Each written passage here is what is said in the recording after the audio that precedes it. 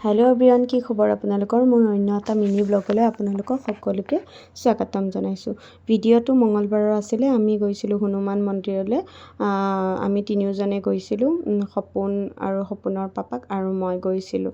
আমি তিনিওজনে প্ৰথমতে গৈ পেলাই মন্দিৰত সোমালোঁ। তাৰপিছত চাকি ধূপ এইখিনি জ্বলাই ল'লোঁ আৰু জ্বলাই পেলাই তাৰপিছত প্ৰসাদ আগবঢ়ালোঁ। তাতে দি পেলাই সেৱা কৰিলোঁ আৰু গৈছোঁ এইকাৰণে মানে হনুমান মন্দিৰত তামৰ পাত্ৰ দান দিব দিছিলে জ্যোতিষীয়ে, সেইকাৰণে গ'লোঁ তালৈ।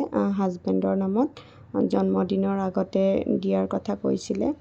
তেওঁৰ 6 তাৰিখে জন্মদিন, সেইকাৰণে তাৰ আগতে গৈ আমি পাত্ৰটো দি দিলোঁ, তামৰ পাত্ৰটো।